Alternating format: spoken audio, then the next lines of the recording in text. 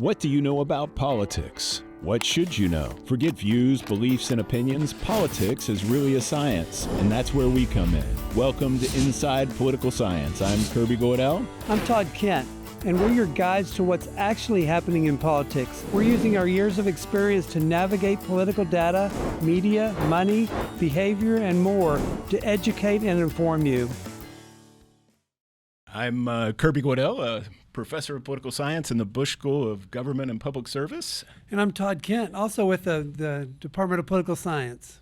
Todd, one of the great things about being at the Bush School, being at Texas A&M University, being in a college environment more generally is you get to meet great people. And we get great visitors coming in, and our visitor today, Lynn Vavreck from UCLA. She is the Marvin Hoffenberg Professor of American Politics and Public Policy. You've contributed to the Upshot at the New York Times.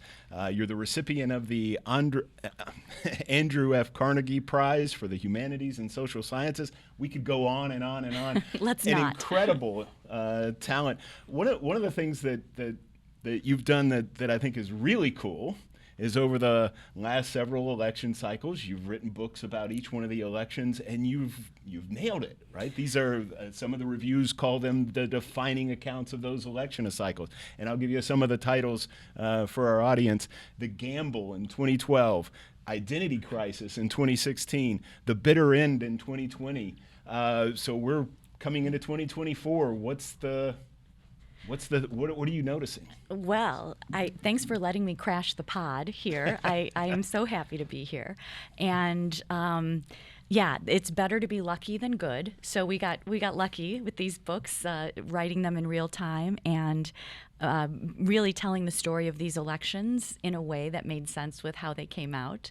I think 2024 it's so. Everyone wants to say, wow, it's just a repeat. We have the same two candidates and we're tired of them.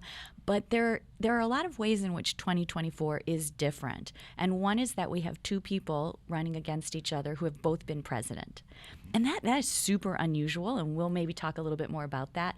So that's one thing that I've been thinking about is we don't see that very often in America. And so how's that going to play out? What are the differences we want to think about? Mm-hmm. And beyond that, I will say, my money's on repeat. This election is going to be very close. That's as far as I'm willing to go. We're on the knife's edge. I can't tell you which way the knife is going to fall, but this is going to be a squeaker. Hearing you say that, I agree totally. I think what's interesting to me is, as a former political consultant, we used to think that we made a difference in the campaigns, and then better consulting, better candidate, and then that lead to victory. And some of the stuff you've written and some of the stuff I'm seeing, I'm wondering if it even matters anymore. I think it does, because I'm a firm believer in the way you frame a contest and the messaging that you engage in really does matter in terms of the outcome of the election. But especially in 2024, when we expect the outcome to be very close, literally everything is going to matter at that margin. And so having a really great political consultant who's helped you craft a really great message and sticking to that message, that might be exactly enough to swing 11,000 votes in Georgia. I think it does matter. So it'll be interesting to see, and I hope we can talk about that today, because one of your previous books, you talked about how campaign messaging and the campaign advertising doesn't matter as much as we think it does. We at the end of the campaign, you always see the citizen going, "I'm so tired of those political campaigns we hear," and would a candidate be better off spending their money in a different way? I don't think so. It's interesting because you're exactly right that I'm sort of this political scientist who says these things that everyone talks about all the time, campaign advertising, campaign messages, they don't matter as much as everyone thinks they do. But the problem is that everyone thinks that they're swinging the election by 20 or 30 points. They're not. And you know that as a consultant. You know that as someone who studies communication. Nothing's swinging people 20 points. Persuasion is hard. But they are making small differences but small doesn't mean inconsequential. And so they can be pivotal. These things can be pivotal. And yeah, voters don't like them. They hate attack ads, but they work.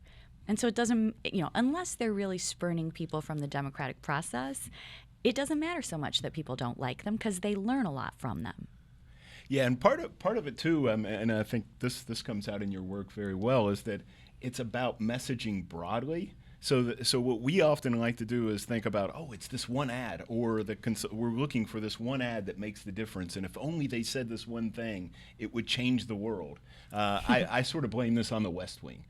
I think it's a West Wing syndrome, right? Like we're waiting for the President Bartlett to come in and say, give the speech that is just the right words and it changes everything. But it's not really about that. It's about a message over time, repeating the message, keeping the message within a broader strategy of the narrative that you want the campaign to be about. Yes, I think the narrative, you got to tell a story. Everybody likes a story. And so if you're running, and your story, we've got lots of people who have been in different presidential elections. So, they run in 1960 and again in 1968 or 1972, right? We've got people who have run it multiple times. They're not running the same campaign every time. They're the same candidate, but their opponent may not be. And the story you tell really does have to depend on who you are and what your strengths are, but it also has to depend on how unique you are relative to your opponent and what your opponent's constraints and weaknesses are. And that's the story everyone's got to figure out. And then once you've got that narrative, don't veer off of it. Keep talking about it. Sir, I think staying on message is very difficult for candidates because they hear things out in the field and they want to talk about it.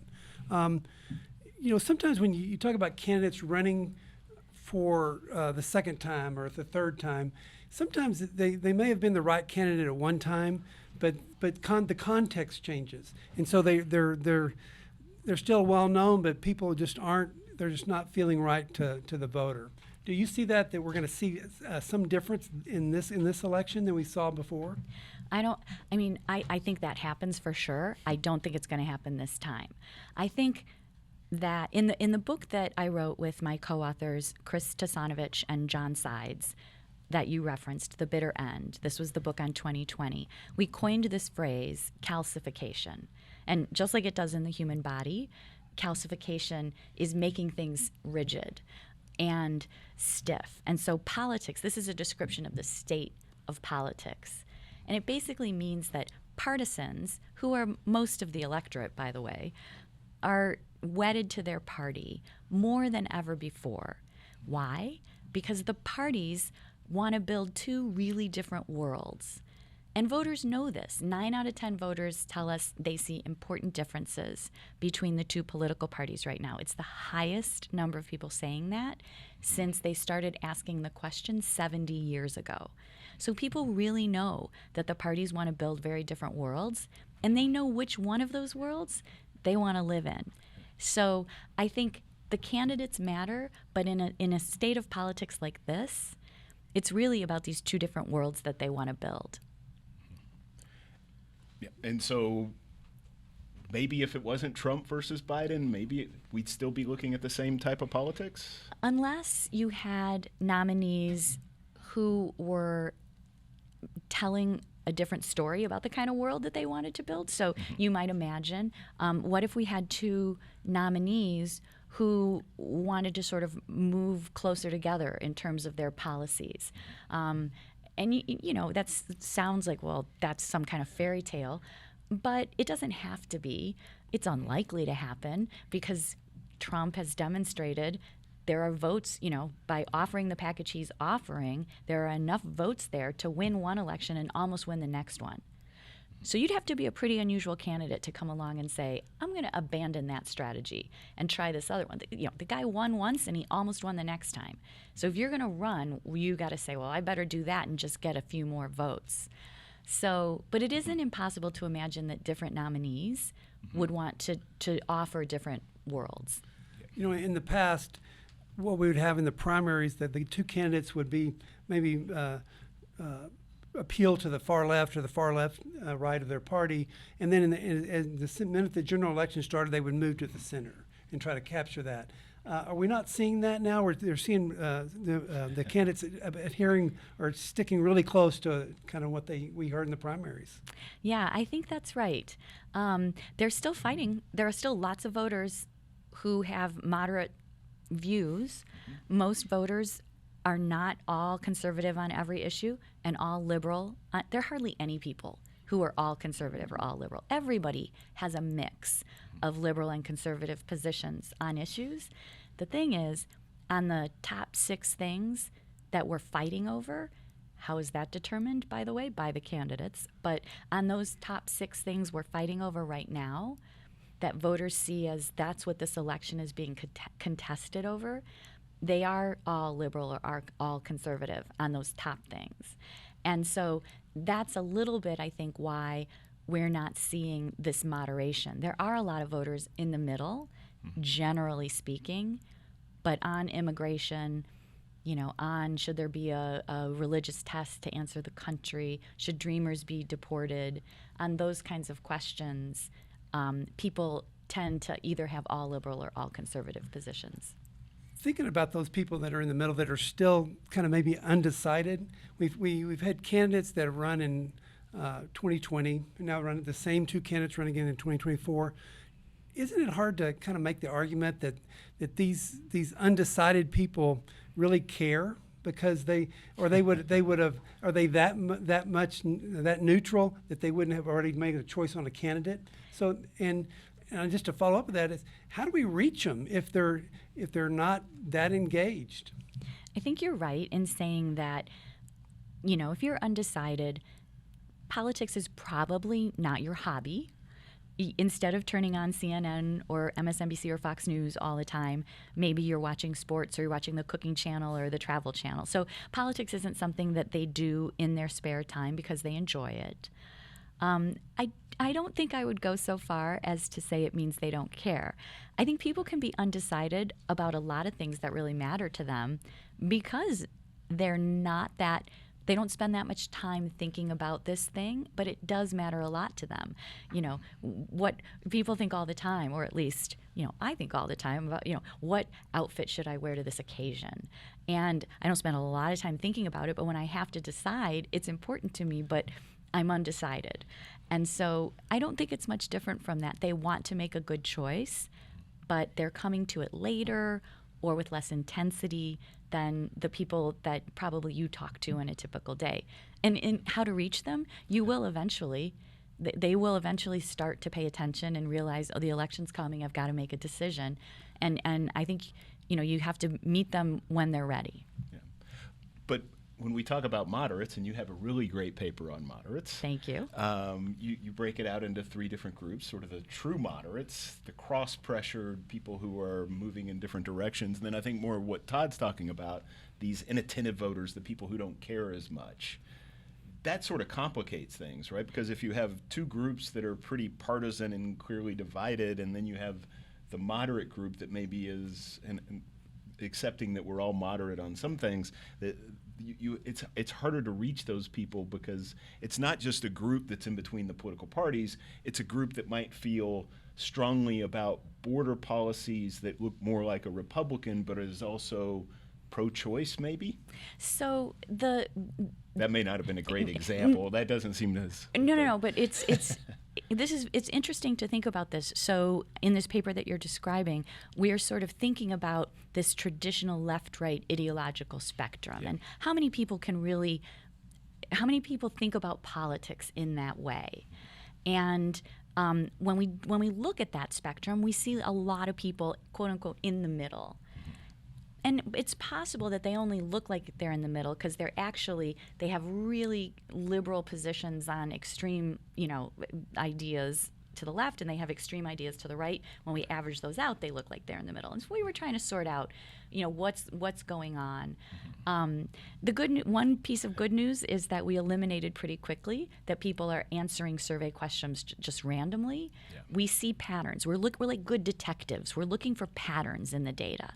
And we see patterns that make sense. So we rule out pretty quickly that people are just randomly answering questions, which is, I think, good news for everybody engaged in research. But then it does seem like for a lot of people, they aren't conflicted extremists. Some are.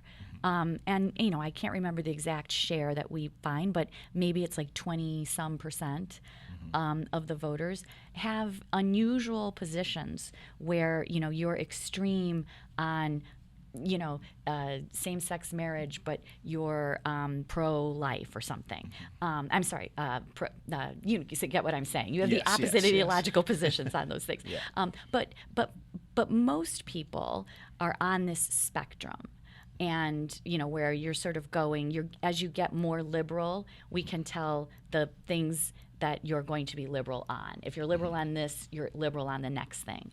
And so I don't necessarily think that makes it hard to reach voters, especially because when we talk about elections, we're not fighting over everything on the spectrum. Right. We're not fighting over the things only in the tails. We're fighting over the things that the two candidates running want us to be fighting over. And maybe they don't agree. Yeah. And if they're really good at strategizing, they shouldn't agree, because something should advantage me and something else should advantage you. Right. And we should be in competition over setting what we're fighting over. But we get to decide where we are on that spectrum. Yeah. And so we see right now the fight is almost an agenda-setting fight: immigration versus abortion versus democracy. And don't forget the economy, stupid. And the economy, yes, especially given your book on the message matters, yes. But yeah, I think that, I think it's still taking shape. I'd love to hear what you guys think about this. I think it's still taking shape. So if you're Donald Trump, you look out, the economy is growing objectively, but people don't feel it. Right. Okay, so we got to think about what that means. And the policy debates and the legislation about abortion is not favoring you, okay? But immigration probably does favor you. Okay, so you've got to think about, what are you going to do with that? I think it is not hard. We've seen him run 2 campaigns.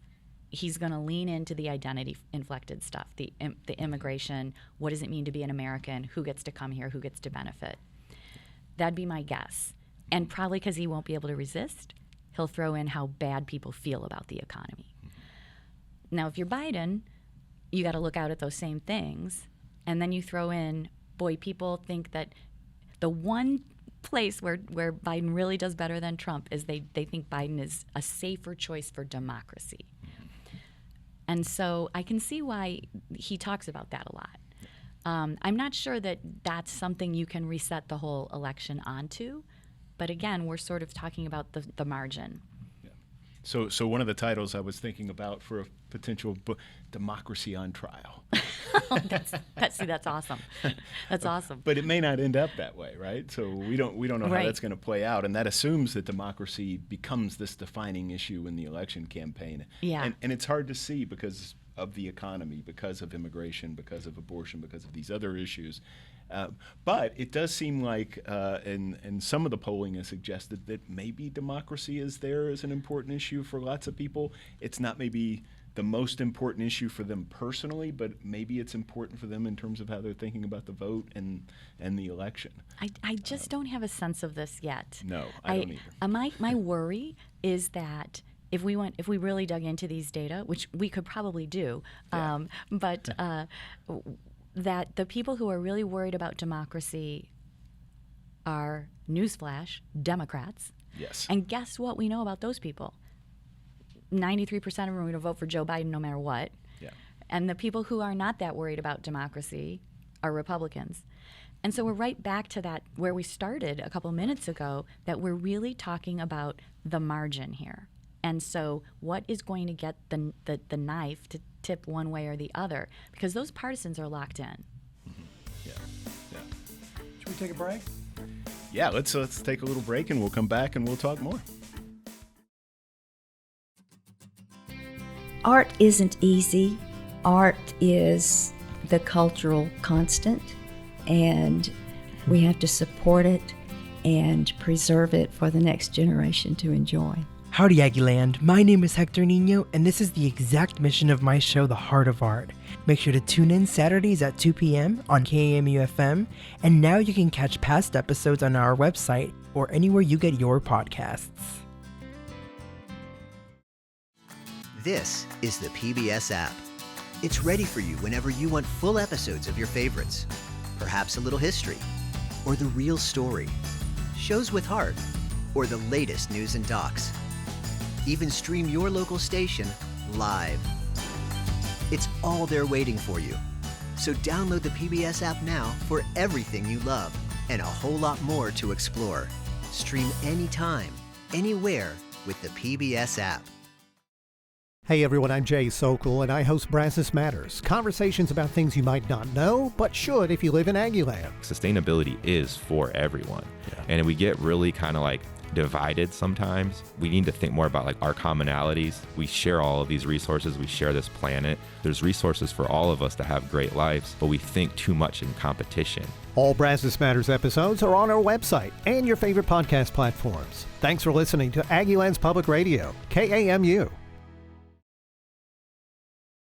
I love the way we kind of finished that previous segment. Lynn, in your book, The Message Matters, The Economy and Presidential Campaigns, you talk about how voters will take a look at the economy, and that's going to affect vote choice in the end. So my question is, we've been through a period here where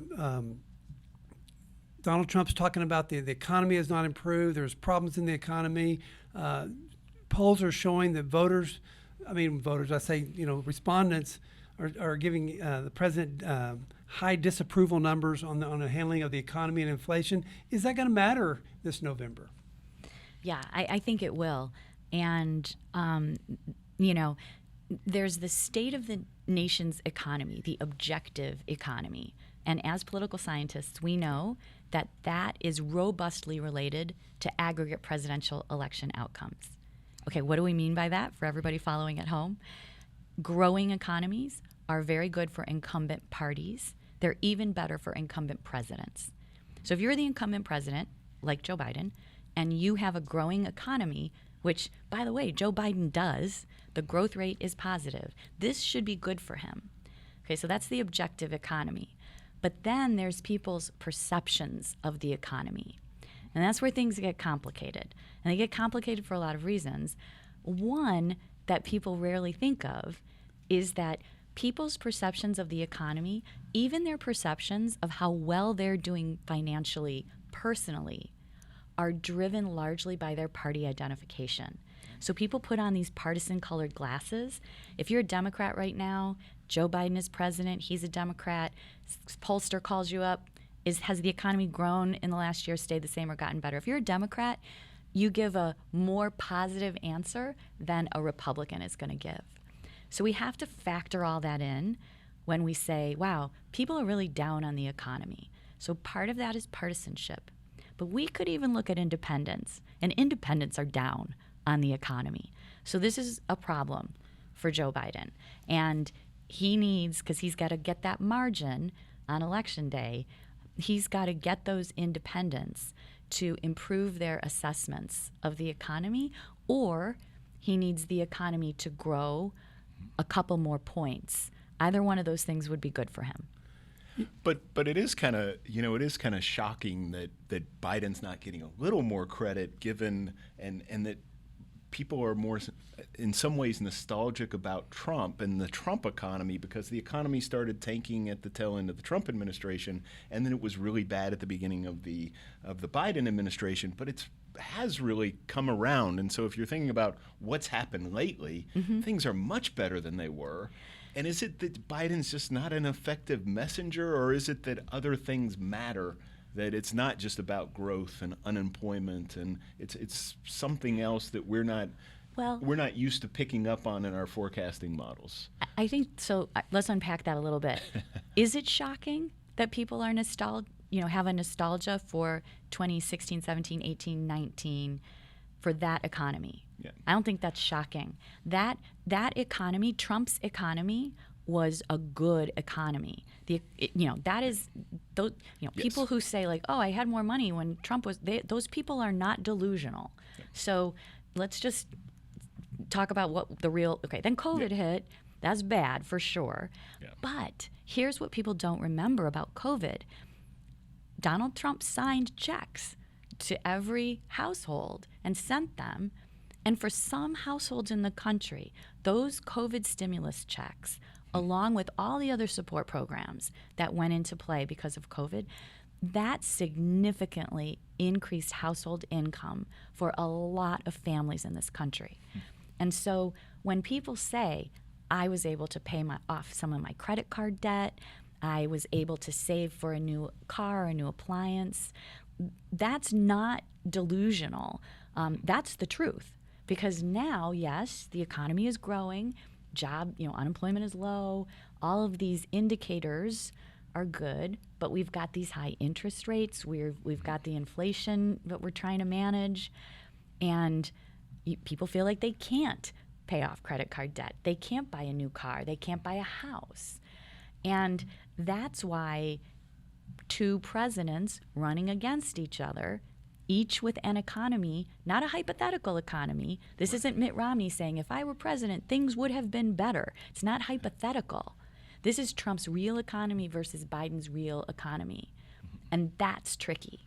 You earlier in the program, you talked about it's the economy, stupid. And if you think back to the race when George H.W. Bush was running against Bill Clinton, the economy had a downturn after the Gulf War, and George Bush had historic high favorables, went down then below 50, and Bill Clinton kept saying it's the economy, stupid, and so people believe that their situation economically was worse than it really was. In fact, economists will tell you by the end of the campaign, actually things were turning up. They just didn't turn up fast enough to benefit George Bush or George H.W. Bush at the time. So I guess my thought is the economy is improving, but is it going to improve fast enough to make a difference?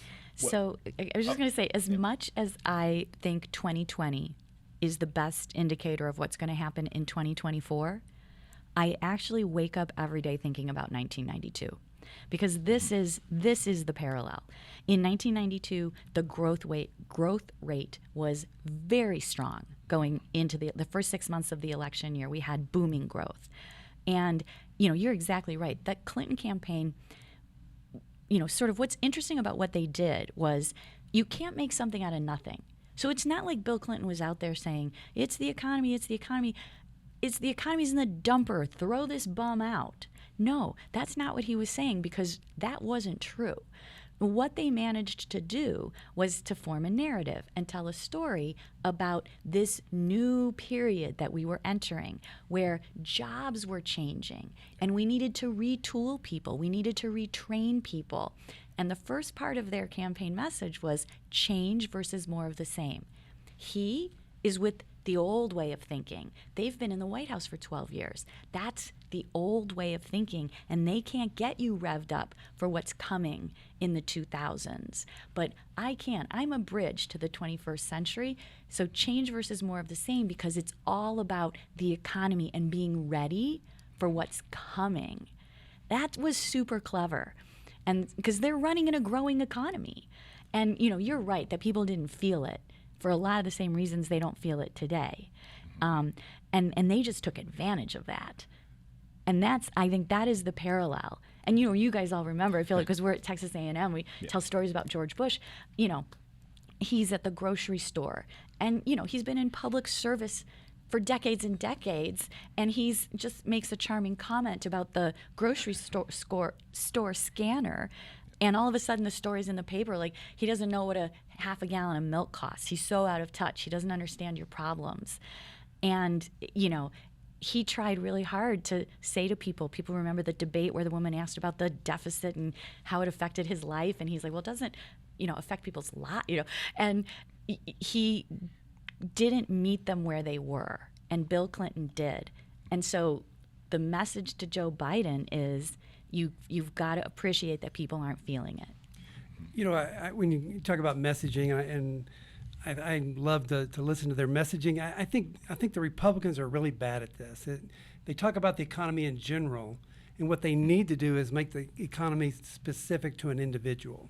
That's why I would tell them, talk about interest rates. You can't sell your house and you can't buy a house right now because the interest rates are so high and they're not coming down. You know, these type of messages that rather than the economy in general, because there are parts of the economy actually are doing quite well. And so I think the candidate messaging has to it's what's going to meet this group of people that they need to win.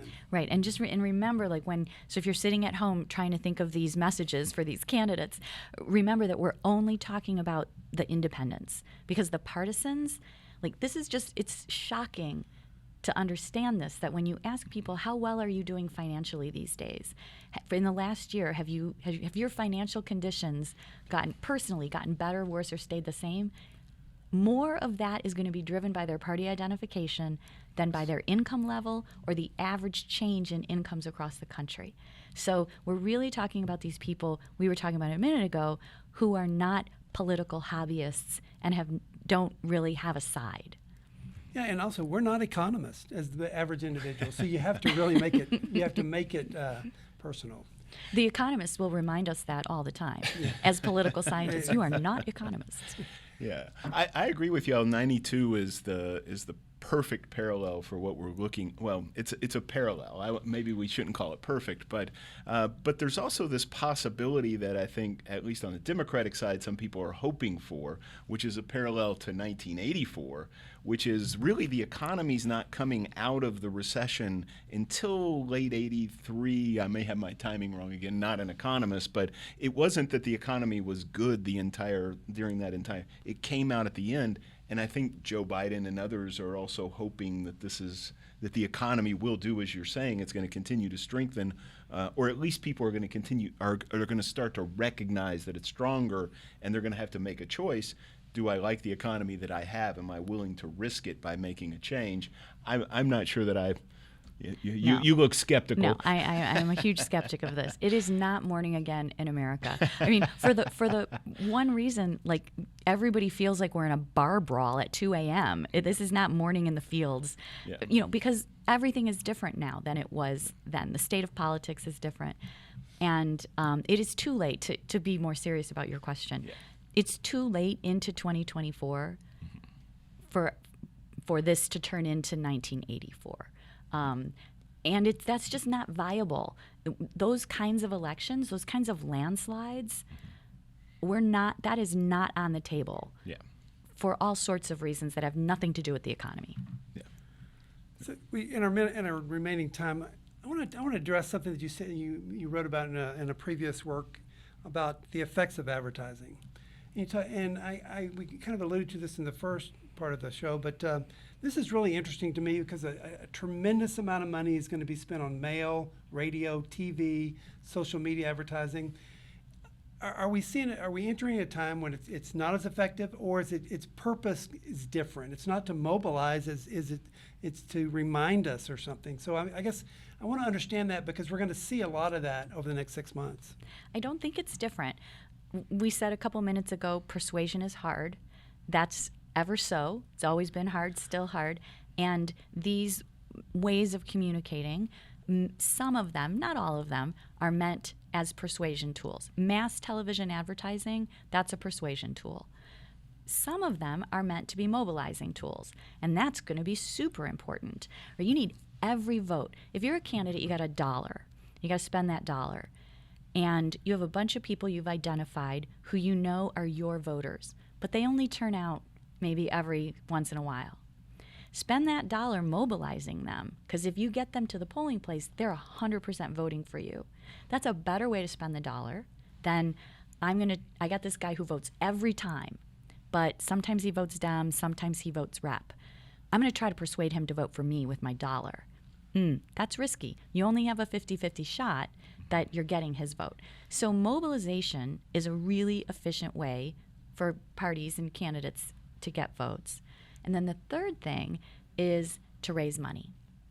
And a lot of these communication methods that you just mentioned, the reason candidates are doing them, they spend money to raise money. And since 2008, when candidates are foregoing federal financing and just raising money gangbusters, this is a huge part of what that outreach is for.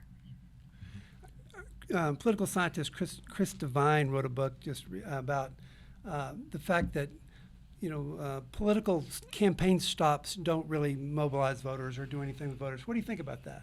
Yeah, I think that's been a finding that a couple people showed a while ago, and then it's always good to know things aren't changing. And I think that's probably right. And part of the reason is that candidate rolls into your town. Who's going? How many undecided voters are going to the Biden rally and the Trump rally? These events have become like rock concerts. The fans are going. And so there's little room to persuade those people because they're fans. Now, if you've done your job right, you get coverage in the front page of the paper, and that might persuade a couple people. But for the most part, that's very different than mass television advertising. Right, that you're making dinner or you're playing with the dog and it comes on and you don't want to flip the channel. And what's this newspaper thing you're talking about? I think I remember those, but okay. Yeah, I'm making of course a joke, but the decline of local news means it's harder to get to that audience that once upon a time you could go to local media markets and you would get positive coverage and that was helpful, but now it's less clear that that's an effective strategy because of some of the challenges in local news and markets and everything else. Yeah, I suppose that the social media has really picked up some of that slack, maybe.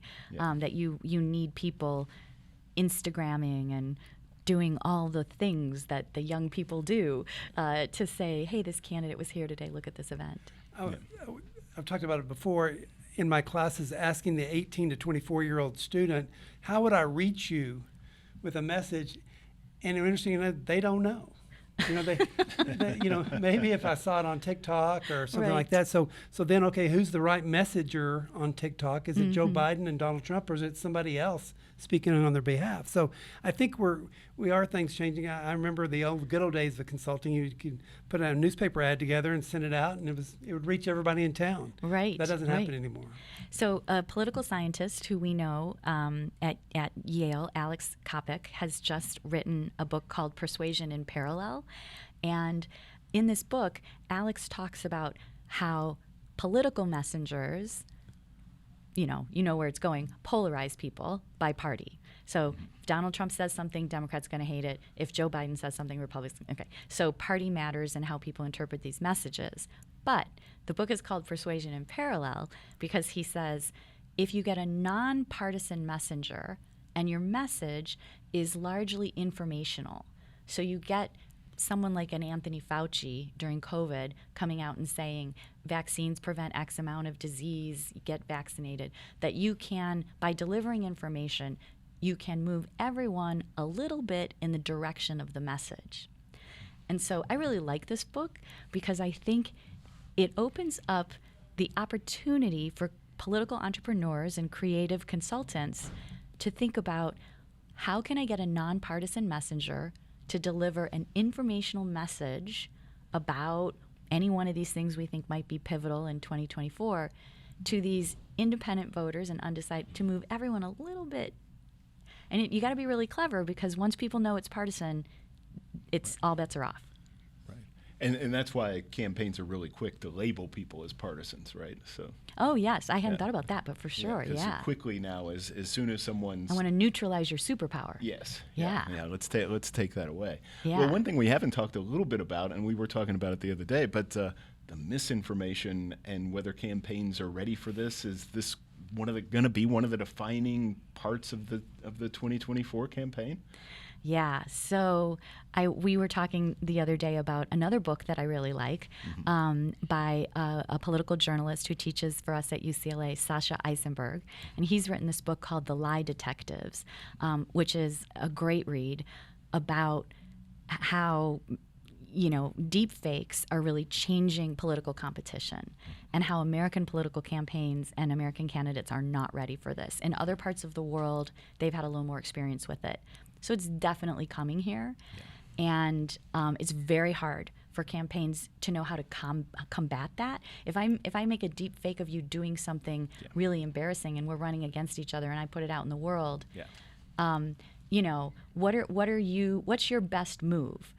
You think about, we've heard a lot because it's been in the news in the last couple of weeks, the National Enquirer running the story that Ted Cruz's father was involved in the was it the assassination of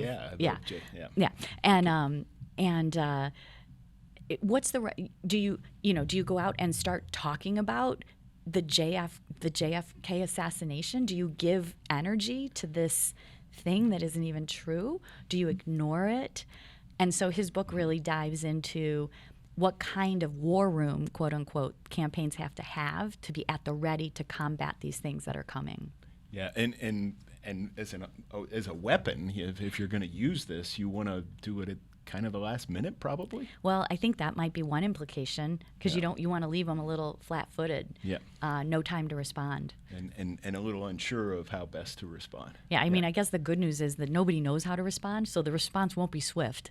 But doing it at the end will definitely prevent the response. So we're starting to run out of time. So I want to give you sort of the last word. What's the thing that everyone should be paying attention to? That's a huge question. Ooh, yeah. Probably too big, but what are the things that you really, like if you were saying this is the thing that we should be studying, this is the thing that is it misinformation? Is it identity? Is it is it the calcification of politics? What is it that we really need to be thinking about going into this? Well, I'll say yes to all those things, but the one thing that we haven't talked about, which is probably not worth mentioning, we should mention at least once, is to be sort of vigilantly on the lookout for attempts to sort of change the norms of democracy. And so we haven't talked about that, but these elections have been so close. And we said, there's no incentive for the parties to change what they're selling voters, because voters of both parties are buying what each one of them is selling. They're winning or almost winning every time. So the incentive is maybe I'll change the rules a little bit so I get more votes this time. Maybe I'll change the way ballots are cast. Maybe I'll change who counts the ballots, who certifies the election, who gets to be an elector. And being on the lookout for attempts or actual changes to those things, that's a concern. And when people talk about, is democracy on the ballot, and we talked a little bit, is that a motivating message for voters? Whether or not that's motivating for voters, it is something that people should be looking out for. And it doesn't have to be a capital insurrection. There are lots of ways that we might see democracy and democratic norms and the guardrails of democracy come under threat. And I think that, that it's worth just saying that we're in a moment in time where those things are not impossible to imagine. Yeah, and when you're talking about 100,000 votes potentially spread out over a number of states deciding the Electoral College, wow. Yeah, I think in 2020 it was more like 33,000. Yeah. So it's very few people.